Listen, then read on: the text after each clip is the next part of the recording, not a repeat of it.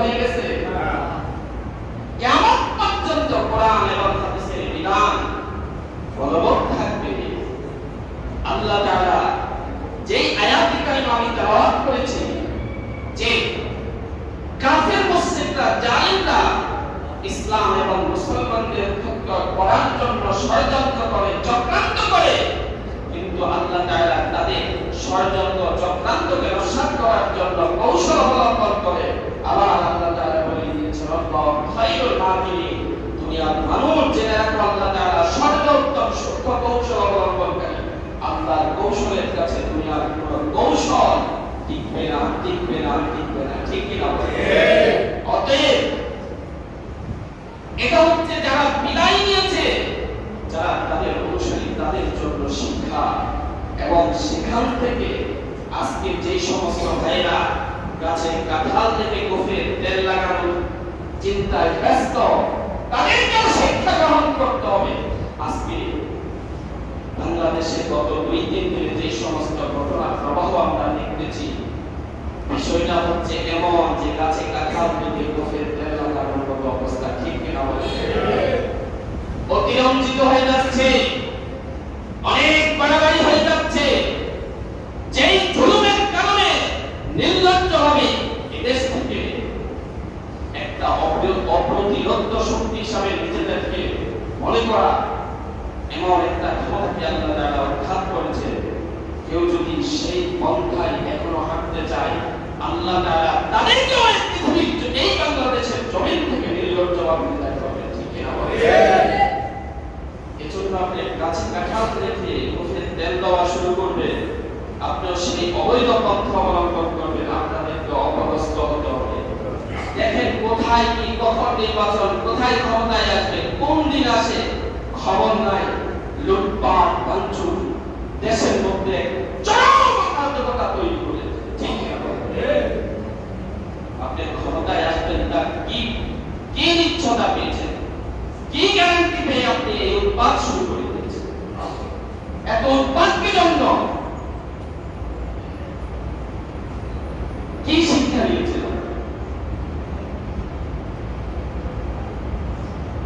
জুলুম করার কারণে আল্লাহ তাআলা তাদেরকে অপদস্থ করেছেন। আপনি সেই জুলুমের পন্থা অবলম্বন করেছেন। আপনার হাতে ক্ষমতা না পেয়ে আপনি এত দূর অগ্রসর হয়েছেন। ক্ষমতা পাইলে তো আপনি তাদের চেয়ে বেশি অগ্রগামী হবে।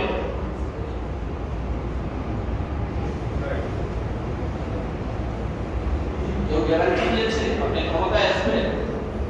গত শুক্রবারে তো যারা বিদায় নিয়েছে তারা চিন্তাও করে না যে সোমবারে তাদের শেষ দিন।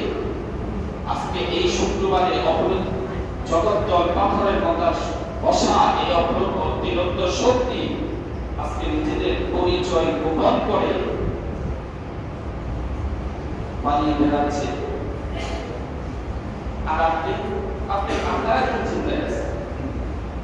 ওই গাছে কাঁঠাল দেখে গোফের তেল মাখা শুরু করছেন কাঁঠাল খাওয়ার জন্য। হ্যাঁ, আরে কাঁঠাল পাকবে, তারপর আপনার হাতে আসবে, তারপর খাবে। এই কাঁঠাল কখন কে চুরি করে নিয়ে যায় তার কোনো গ্যারান্টি আছে? তাই বেশি বাড়াবাড়ি করবেন, কাঁঠাল চুরি হওয়ার সম্ভাবনা আছে। কাঁঠাল চুরি হয়ে যাওয়ার সম্ভাবনা আছে। কারণ ক্ষমতায় বসা আর ক্ষমতাচ্যুত করা এটা দুনিয়ার কোনো মানুষের পক্ষে সম্ভব। মানুষকে ক্ষমতায় বসানো আর ক্ষমতাচ্যুত করার একমাত্র মালিককে আল্লাহ।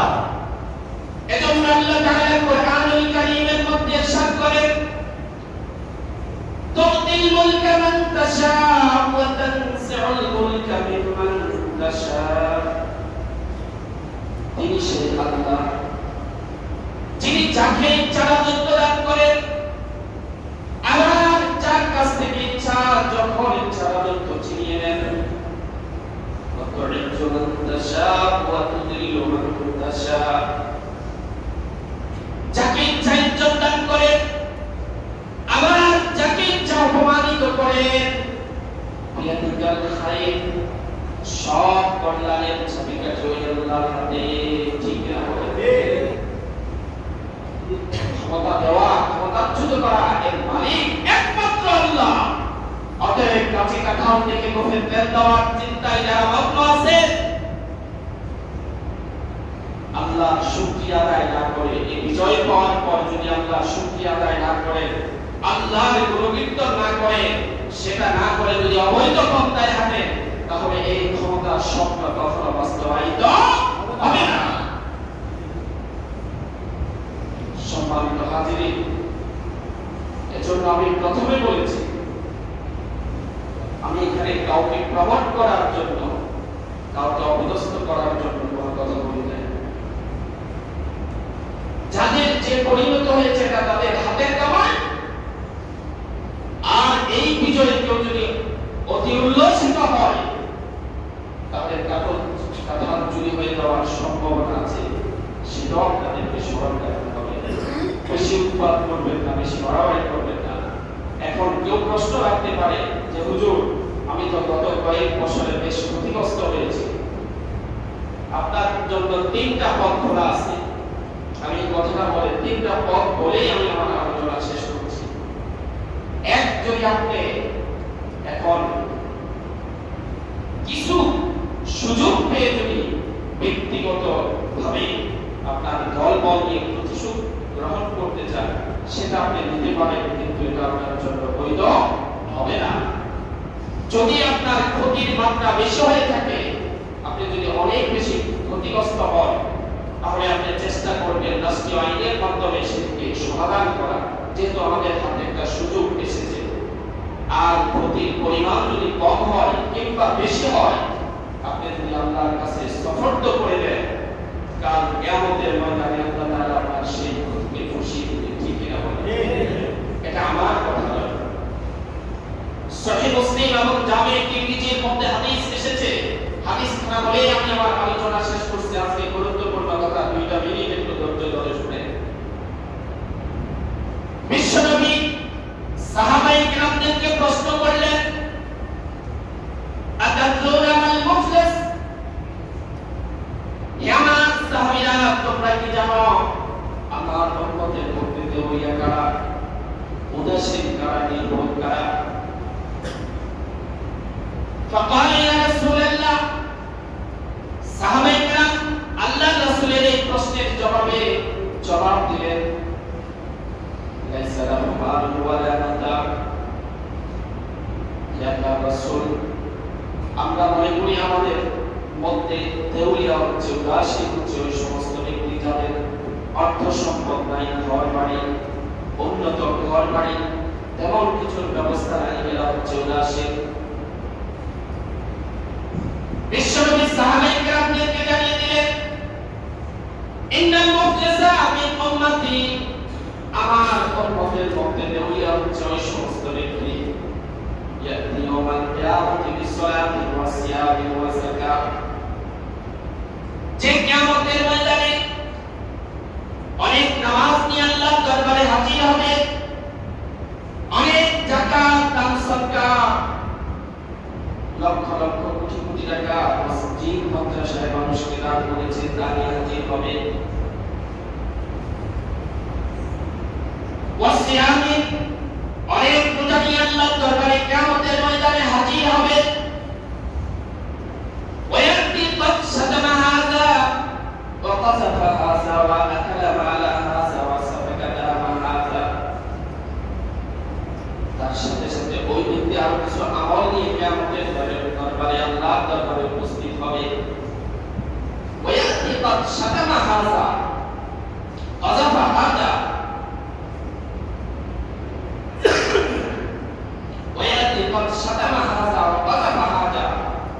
মানুষকে তার জবানে শক্তি ছিল, বাহুতে বল ছিল, কথায় কথায় মানুষকে গালি দিয়েছে, মানুষকে মিথ্যা অপবাদ দিয়ে লাঞ্ছিত করেছে, মানুষের চরিত্র হনন করেছে, মানুষের সম্পদকে লুণ্ঠন করে, রাজধানী করে, অন্যায় অবিচার করে, জুলুম করে মানুষের সম্পদকে ভোগ করেছে।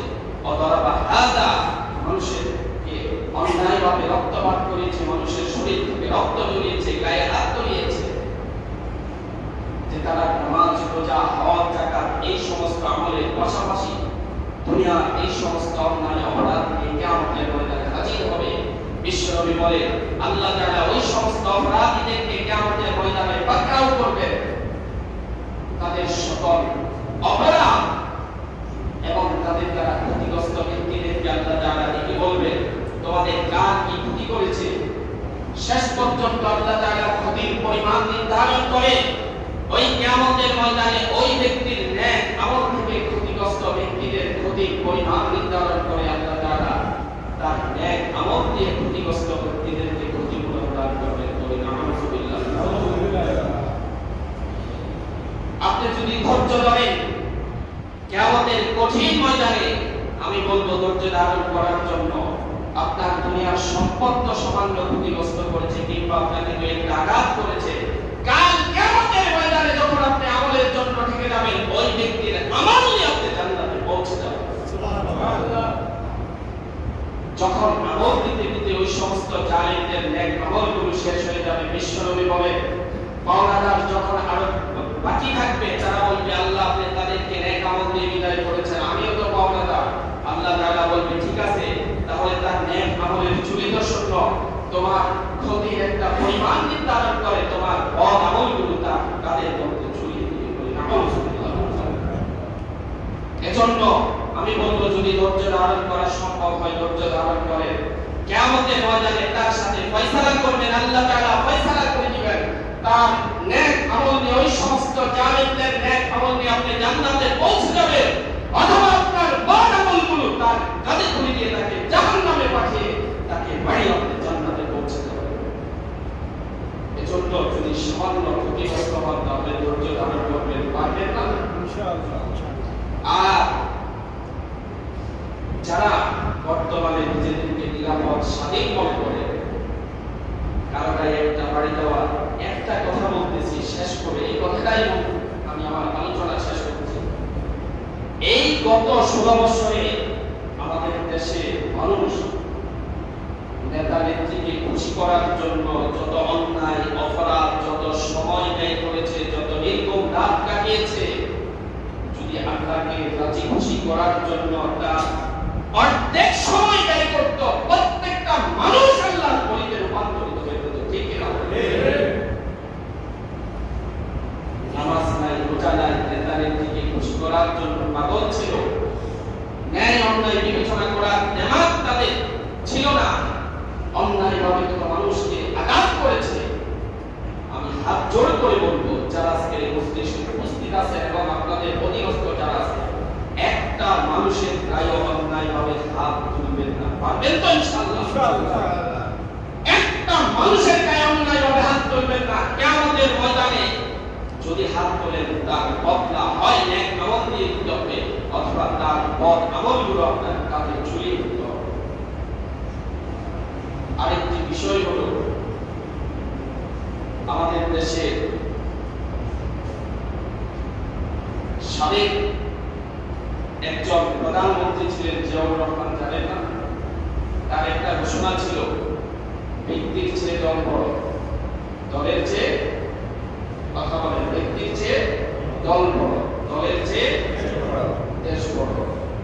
এই স্লোগান আমরা মানি, তবে এর সাথে আরেকটু যুক্তি করতে হবে, ব্যক্তি দল সকল কিছু চেয়ে একজন মুসলমানের কাছে ঈমান এবং ইসলাম লক্ষ কোটি গুণ বড়। ঠিক কিনা বলেন? এতে সন্দেহ আছে? ব্যক্তি দল সকল কিছুর ঊর্ধ্বে একজন মুসলমানের কাছে ঈমান এবং ইসলামের মর্যাদা কোটি কোটি কোটি কোটি গুণ বেশি। ঠিক কিনা বলেন? এজন্য যে কিংবা যেই দল ক্ষমতায় আসো, ইসলাম এবং ঈমানের ব্যাপারে আমরা কোনো সমঝোতা করব না। ঠিক কিনা বলেন?